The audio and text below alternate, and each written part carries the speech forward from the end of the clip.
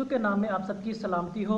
उम्मीद है कि आप सब खैरियत से होंगे और ख़ासकर मेरी दुआ है कि खुदाबंदी करीम आपको सेहत और तंदुरुस्ती और उम्र की दराजी अता करे और ख़ासकर इन कोरोना के अयाम में आपको इस वबा से महफूज और सलामती अता करे। मसीह यीशु में अजीज़ मोमिनीन दोस्तों और साथियों, बुजुर्गों और बहनों, जैसा कि हम जानते हैं कि खुदा ने इंसान को अपना नायब खलीफा के तौर पर भी हम समझते हैं। खुदा ने इंसान को मिट्टी से पैदा किया, उसके नथनों में दम फूका और उसे जीती जान करार दे दिया और दीगर मखलूकात पर फजल का मुकाम भी उसे इसी बना पे अता किया गया था। हम बाइबल मुकद्दस का मुताला करें, कलाम पाक को देखें तो बेशुमार तरीक़ों से इंसान की रहनुमाई उसमें मिलती है, इंसान को गाइडेंस मिलती है, इंसान को बेशुमार तरीक़ों से खुदा के है अपने करीब लाने का, उसकी रहनुमाई के तरीके वो बयान करने की बेदों की सूरत में वो बयान करते हैं। आज इसी अकल, फहम और फरासत की बिना पे थोड़ा सा इसको मजीद जाने के, कलाम पाक के बेदों को उसके जाने के, ताकि मजीद इसके अंदर रहनुमाई हासिल कर सके और इसके नतीजे के अंदर हम बेहतर से बेहतर तौर पर खुदा के करीब भी हो सके। तो लिहाजा हमारा जो आज का मौजू वो नहायत ही दिलचस्प, अपनी अहमियत का हमल और कलाम पाक की रोशनी में अपनी मिसाल आप भी है।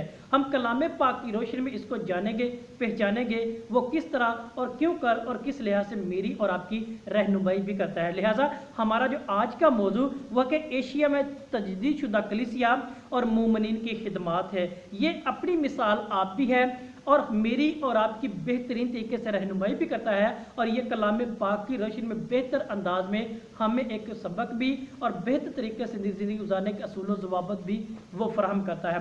अगर हम इस टाइटल के, इस उन्वान या मौजू के पस मंज़र को जान लेंगे, इसके मफहूम और मतालिब को जान लेंगे, तो बेहतरीन तरीके से हम इसको क्या वो समझ भी पाएंगे और इसको अमली जामिया के तौर पर भी अपनी ज़िंदगी में हायल भी कर सकते हैं। तो लिहाजा हम सबसे पहले हम इन अल्फाज को जो टॉपिक के अंदर मौजूद है, यानी एशिया, तजदीद शुदा कलीसिया और मोमिनीन की खिदमात हैं, अब इनको थोड़ा सा हम समझे कि पहले तारुफ के तौर पर भी, ताकि बेहतर तरीके से इसके मफहूम को और कलाम पाक की रोशनी में इन भेदों को भी जान सकें। तो सबसे पहले हमारा जो आज का मौजू का पहला लफ्ज़ वो एशिया है। यानी अगर एशिया की बात की, ये खित्ते का एक नाम है। अगर हम पूरी दुनिया का मुताला करें तो पूरी दुनिया को 7 हिस्सों में तकसीम किया, जिसे बर्रे आज़म के नाम से पुकारते हैं और उनमें सबसे बड़ा जो बर्रे आज़म वो एशिया ही है, जिसकी मिसाल यहाँ पे हम ले रहे हैं और जो इसी के नतीजे में हम यहाँ पे रहते हैं। अगर यीशु मसीह की बात करें तो यीशु मसीह ने जिस बर्रे आज़म में जन्म लिया था, जिस सरजमीन में जन्म लिया था, वो भी एशिया का एक खिता ही था और एशिया को उसके नाम से जानते हैं। अगर तजदीद शुदा की बात करें, इस लफ्ज़ को देखें तो इसको अंग्रेजी के अपडेट के नाम से पुकारते हैं। यानी अपडेट से मुराद क्या था, उर्दू में जब इसको ट्रांसलेट करते हैं, तर्जमा करते हैं, तो इसका मतलब है नया हासिल शुदा होता है या जदीद के नाम से पुकारते हैं या नए अंदाज में भी कह लें। जब इन अल्फाज को हम सामने रखते हैं, अपडेट को नया हासिल शुदा या नए अंदाज या जदीद के लिहाज से देखें, तो मुराद के वो पुरानी जो तहजीब व तमद्दन थी, एशिया को उसको एक नए अंदाज के अंदर वो सामने करके दिखा दिया था और यही एशिया की सबसे बड़ी खूबसूरती है। अगर यीशु मसीह की बात करें, यीशु मसीह की तालीमात को देखें, तो जब उसको हम अपने तहजीब व तमद्दन, अपने कल्चर, अपने रहन सहन, अपने रस्म और रिवाज के मुताबिक उसको कन्वर्ट करके एक नए अंदाज के अंदर करते हैं, वो अपडेट की बेहतरीन मिसाल है। वो तजदीद शुदा की एक उम्दा और अजीम मिसाल के तौर पर भी सामने आती है। फिर अगर हम मजीद बात करें लफ्ज़ कलीसिया के अतबार से, ये यूनानी ज़ुबान का एक लफ्ज़ है जो अकलीसियस के नाम से तर्जमा किया गया है या उसको नाम से पुकारते हैं, जिसका मतलब है कि बुलाया हुआ। यानी ये ज़ुबानी यूनानी ज़ुबान का जो लफ्ज़ है, यूनानी ज़ुबान से इसका जो ताल्लुक़ है, उसका अंदाज़, अपने अंदाज में जब हम उसको देखते हैं, अपने तहजीब व तमद्दन के अंदर कन्वर्ट करते हैं, उसको अपनी ज़ुबान के अंदर अपने रस्म और रिवाज के मुताबिक समझने की कोशिश है, वो अपडेट की बेहतरीन मिसाल और तजदीद शुदा की बेहतरीन एग्जाम्पल हमारे पास सामने आती है। तो जिस तरह हमने कलीसिया लफ्ज़ देखा, ये यूनानी ज़ुबान से आखज़ हुआ है। जब इसको अपनी ज़ुबान में हम कन्वर्ट करते हैं एक नए अंदाज के अंदर, नए रस्म और रिवाज के तौर पर, तो इसका हमारे पास जो मतलब है वो बुलाया हुआ था। यानी बुलाए हुए से मुराद क्या है, खुदा का, यानी खुदा की तरफ से बुलाया हुआ। और कलाम पाक बेहतरीन के अंदर हमें बुलाया हुआ यानी बुलाहट की बेहतरीन मिसाल भी देता है और उम्दा अंदाज की बयानी भी करता है।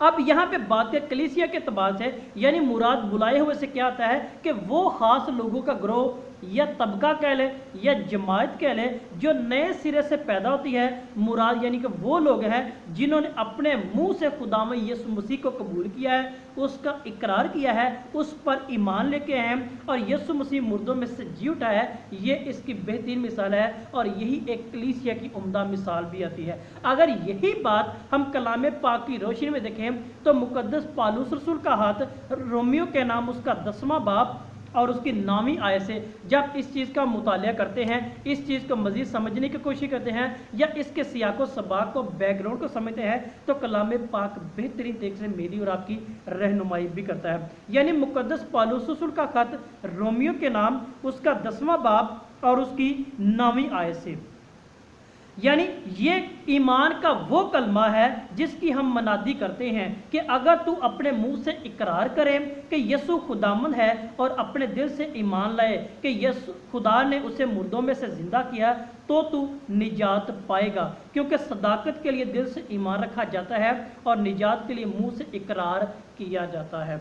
यानी सदाकत के लिए ये क्या मुराद है, दिल से ईमान रखना और मुंह से इकरार करना, इन दोनों चीज़ों को होना ज़रूरी है। यानी दिल और मुंह से इकरार करना। जब इन दोनों अल्फाज का तज़किरा करते हैं और इसको एशियाई खद्दो खाल में देखते हैं, एशियाई हालातों वाक़यात में देखते हैं या एशियाई तहजीब तमद्दुन या रस्म और रवाज में देखते हैं, ये तजदीद शुदा की बेहतरीन वजाहत हमारे पास आती है। यानी अगर इसकी मज़ीद एग्जाम्पल है तो हमारे एशिया के खित्ते के अंदर जब मिशनरी लोग हमारे पास है, मिशनरी रहबर, मिशनरी कहन हमारे पास है, तो उन्होंने यीशु मसीह के रहन सहन को, यीशु मसीह की बातों को, यीशु मसीह के उन अकवाल को जो कलाम अक़दस के अंदर बयान किए जा चुके हैं, उन्होंने मकामी तौर तरीके के अंदर एक नए अंदाज में पेश करके दिखाया, जो कि एशिया के तजदीद शुदा कलीसिया की बेहतरीन मिसाल हमारे सामने आती है। जिस तरह मुकद्दस पौलुस रसूल यहाँ पे फरमाते हैं कि दिल से सदाकत का होना और मुंह से इकरार का करना, ये दोनों चीज़ों का होना ज़रूरी है। जब एशिया के अंदर वो काहिन अजीम हमारे पास आए,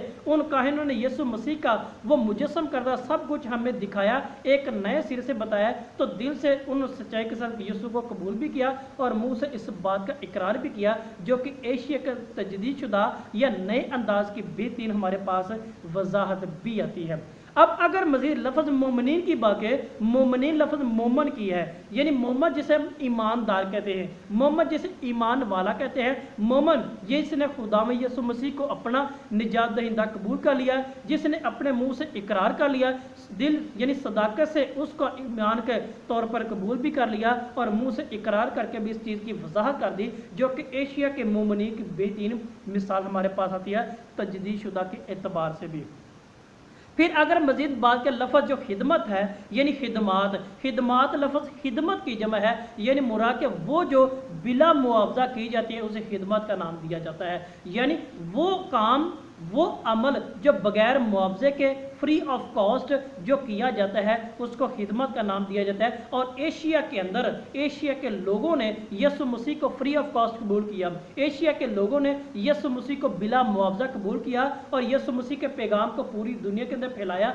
ये बिला मुआवजा खिदमत की बेहतरीन मिसाल है और यही एशिया के मोमिनीन की उम्दा और बेहतरीन खिदमत में से एक खिदमत और उम्दा मिसालों में से एक मिसाल हमारे सामने आती है। अब हमारा जो मौजू है, इन अल्फाज के पस मंज़र को हमने एक एक करके वन बाय वन करके जान लिया कि इन अल्फाज के मानी क्या हैं, इनके मतलब क्या है, इनके मीनिंग क्या है, तो लिहाजा हमें बासानी तरीके से इसका मफहूम या मतलब भी अब समझ में आ जाता है। अब यहाँ पे बात की एशिया के अंदर जो रसालत है और तजदीद शुदा हालात वाक़यात है, अब थोड़ा सा यहाँ पे इसको देखेंगे कि किस लिहाज से किस तरह वो इस चीज़ की वजाहत और तस्दीक भी करती है।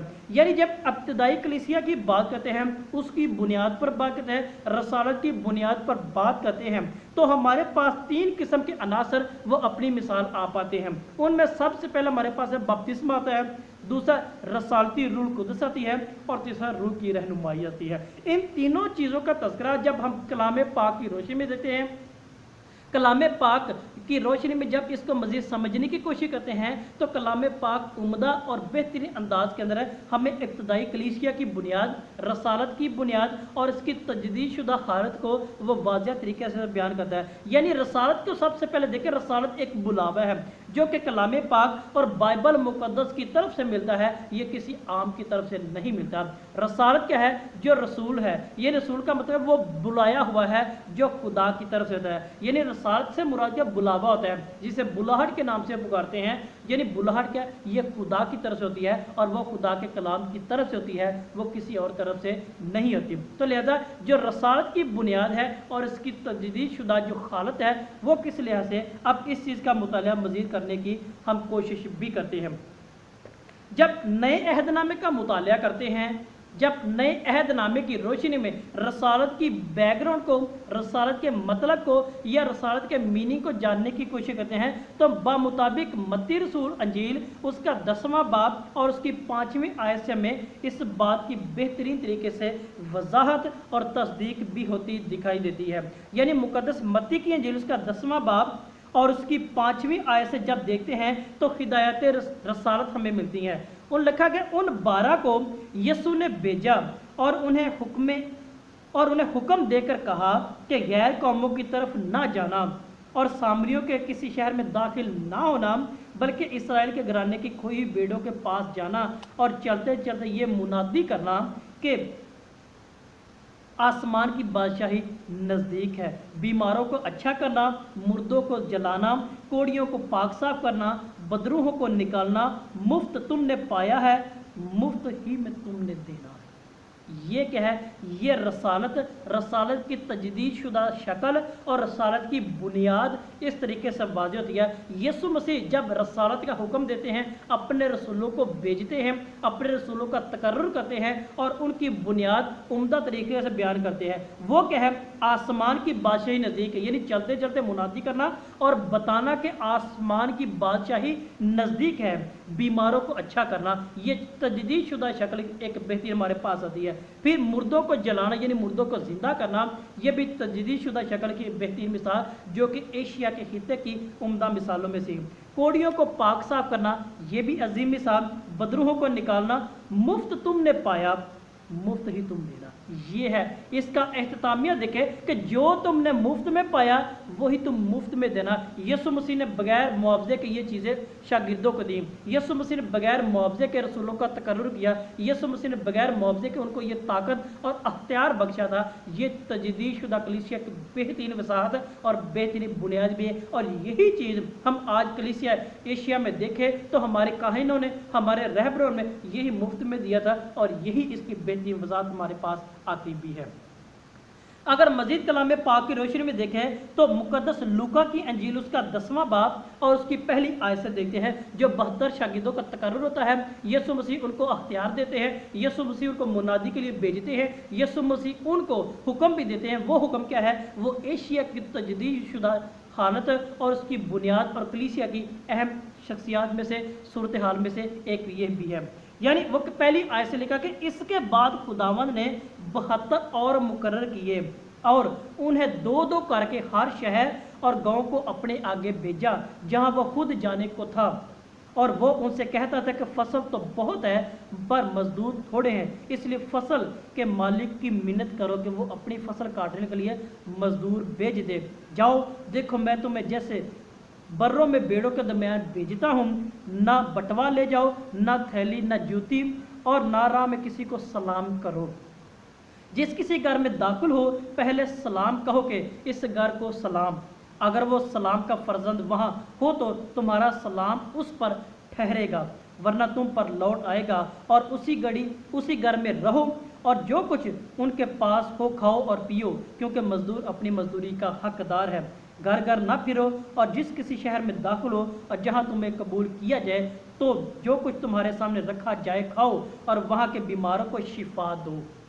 और उनसे कहो कि खुदा की बादशाही नज़दीक आ पहुँची है। लेकिन जिस किसी शहर में तुम दाखिल हो जहाँ तुम्हें कबूल ना किया जाए, वहाँ के चौकों पर जाकर कहो कि हम इस गिर्द गर्द को तुम्हारे शहर से हमारे पांव पर पड़ी है, तुम पर झाड़ देते हैं, मगर ये जाने के खुदा की बादशाही नज़दीक आ पहुंची है। मैं तुमसे कहता हूँ कि सदूम का हाल उस शहर के निस्बत ज़्यादा काबिल बर्दाश्त होगा।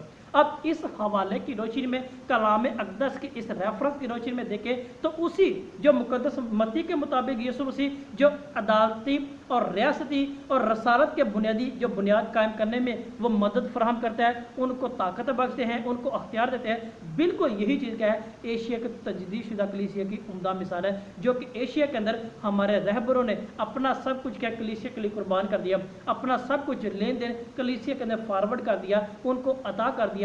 यही अख्तियार यीशु मसीह का रसूलों के पास और यही रहबरों ने एशिया के कलीसिया के माबैन उसको तकसीम भी किया है। ये एशिया की तजदीदशुदा कलीसिया की उम्दा और बेहतरीन मिसालें हमारे पास सामने आती हैं।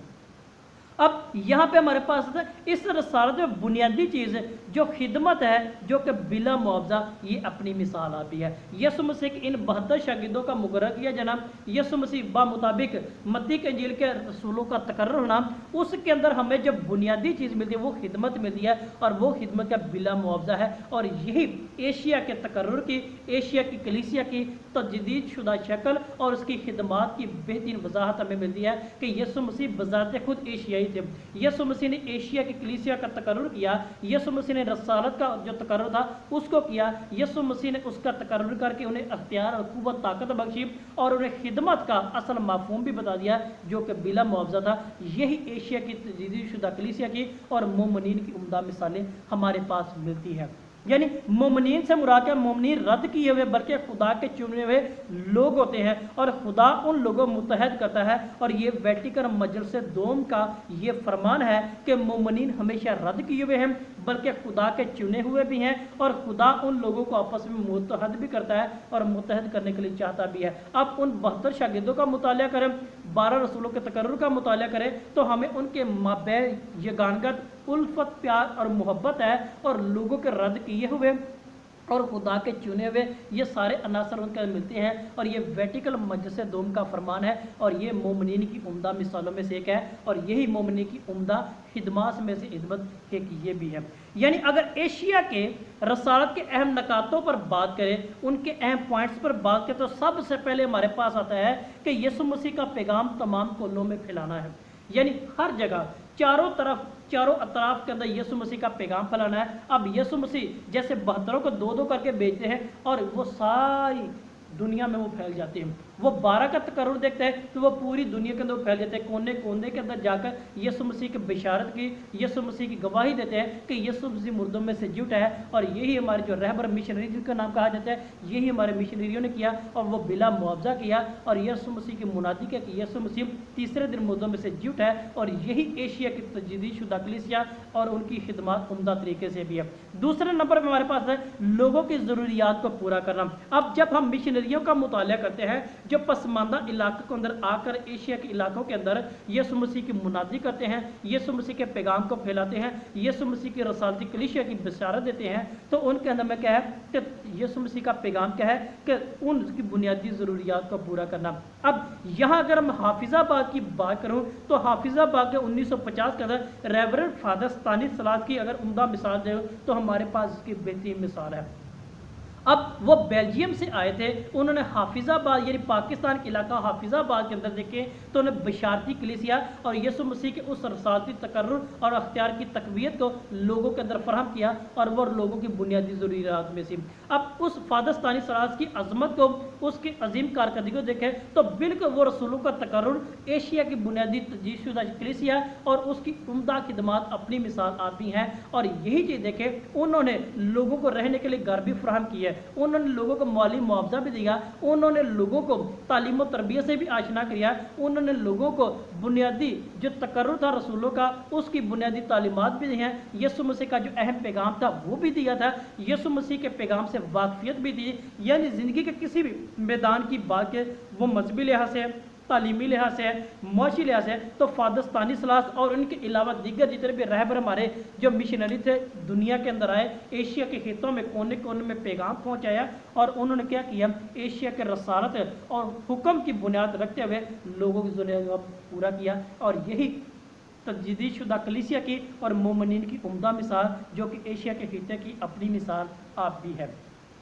फिर नंबर 3 पर बात करें तो फादर स्तानिस्लास को अगर एग्जाम्पल के तौर पर सामने रखते हुए बात करूं तो प्यार, मोहब्बत और वफादारी को उन्होंने उम्दा अल्फाज के अंदर बयान करके बल्कि अमली जामिया पहनाकर प्रैक्टिकल तौर पे हमें वो दिखा दिया। और आज मैं और आप जितने भी यहाँ पे मौजूद हैं, अगर हाफिजाबाद की कलीसिया की मैं बात करूँ और अगर हाफिजाबाद की कलीसिया आज यीशु के पैगाम से आशना है, अगर प्यार और मोहब्बत और वफादारी के अंदर आज वह यहाँ पे ज़िंदगी बसर कर रहे हैं और यीशु की मुनादी के वो कर रहे हैं, तो वो फादर स्तानिस्लास की उस रसालती तकर्रुर की बुनियाद और तजदीदशुदा कलीसिया और खिदमत की उम्दा मिसालों में से एक है। अगर यही मजीद बात करें, अगर पाकिस्तान इसके अलावा दीगर इलाकों की बात जहाँ पर भी मिशनरी लोग आए उन रसालती तकर्रुर की बुनियाद रखी, एशिया के तजदीदशुदा हालत में उन लोगों को यीशु का पैगाम दिया और उम्दा मुनादी की, तो ये अपनी मिसाल आप ही है। चौथे नंबर पर बात है गुर्बत का खात्मा, जो हमने अपने दीगर तारों में भी देखा, अपने दीगर पॉइंट्स के में भी देखा, तो दीगर मिशनरियों ने क्या किया, गुर्बत खात्मा किया और यीशु के करीब लाने के लिए लोगों का वो मोटिवेट किया। फिर मुआशरती बुराइयों को खात्मा और इसके साथ दीगर ऐसी जो वबाएं थी जो मुआशरे के अंदर वबाओं की सूरत में फैली थी, उनका खात्मा करके लोगों के अंदर इत्तेहाद, मोहब्बत और यगानगत पैदा की, उनके अंदर बरादराना उल्फत पैदा की है और उनको यीशु के करीब लाकर यीशु के असर रसालती पैगाम से आशना भी करवाया है। उनके अंदर तजदीदशुदा कलीसिया का जो मंजर था उसमें सूरत वो भी पैदा किया है और अजीम खिदमात भी अपनी मिसाल वो आप दी हैं। आज मसीह में अजीज़ मोमिन हमने कलाम पाक की रोशनी में, अपने इर्द गिर्द मुआशरे की रोशनी में और अपने एशियाई हालातों वाक़यात की रोशनी में और उम्दा मिसालों की सूरत में जो मिशनरी रहबर काहन, जो फादर साहबान, सिस्टर साहबान, मुनाद दीगर हमारे पास आए थे, उनकी खिदमात की रोशनी में हमने जाना कि वाकई एशिया की तजदीदशुदा कलीसिया वो किस सूरत में भी है और इनकी उम्दा खिदमात वो किस लिहाज से, ये मोमिनीन के अतबार से, रहबर के अतबार से और रसालती तकर्रुर और उनकी बुनियाद के अतबार से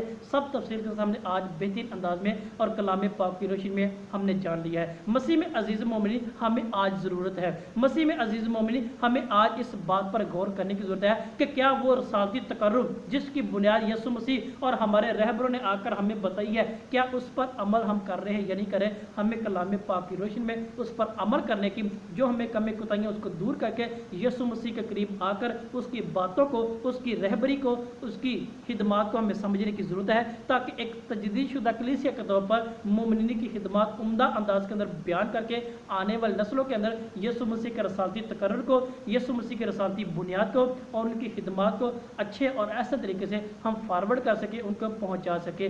मसीह में अजीज़ मोमिन, अगर आपको ये वीडियो पसंद आई है, अगर आपने इससे कुछ सीखा है, ये वाकई मेरे लिए और आपके लिए फ़ायदेमंद और कारगर भी और आने वाली नस्लों के लिए फ़ायदेमंद और रहबरी के तौर पर भी सामने आती है। अगर आपको वीडियो पसंद आई है, कमेंट्स बॉक्स में कमेंट्स भी जरूर कीजिएगा, अपनी कीमती राय से आगाह भी कीजिएगा और इसे दूसरों के साथ फॉरवर्ड करके यीशु मसीह के असल पैगाम को जानने का मौका भी दीजिएगा। आप सबका बहुत शुक्रिया।